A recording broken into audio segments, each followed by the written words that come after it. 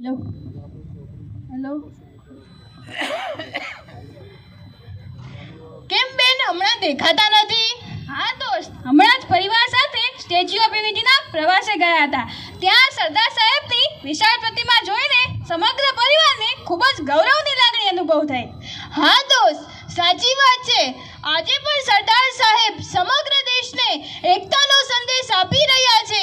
એ ગૌરવની વાત છે અને આપણું એ જ ગૌરવ બમણું થવા જઈ રહ્યું છે. એ કઈ રીતે? જેમ સરદાર સાહેબે દેશને એકતા આપી, તેમ આપણને આસ્થા, એકતા અને ઉર્જા આપનાર જગતજનની માં ઉમિયાનું વિશ્વનું સૌથી ઊંચામાં ઊંચું 504 ફૂટ અને 9મી અજાયબી સમા ભવ્ય મંદિર જ્યારે આપણા ભારત દેશમાં એ પણ અમદાવાદના આંગણે નિર્માણ પામી રહ્યું છે, એ માત્ર ઇમારત નથી.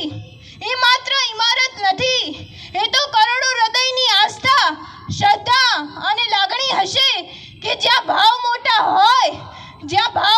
હોય ત્યાં ઈંટ નાની નથી હોતી.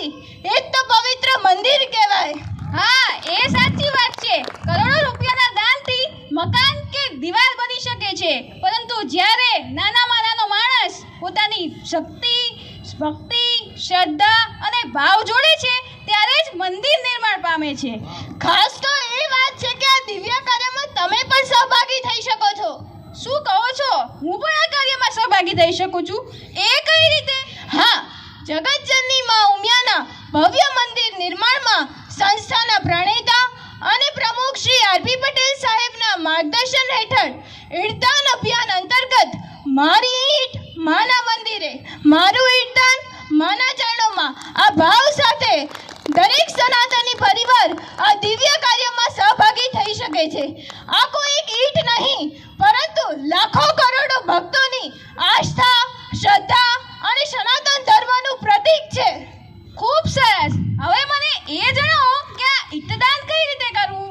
ઈટદાન કરવું ખૂબ જ સરળ છે.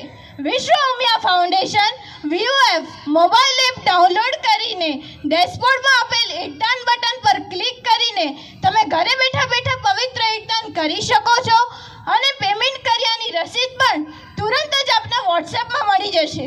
વાહ, ખૂબ સરસ. હું અત્યારે જ ઈટદાન કરું છું અને મારા સગા સંબંધીઓ અને મિત્રોને પણ આ દિવ્ય કાર્યમાં સહભાગી થવા માટે જણાવીશ.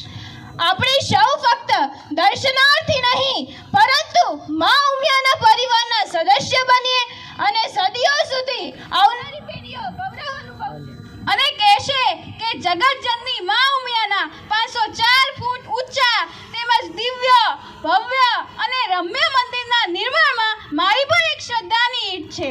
બોલ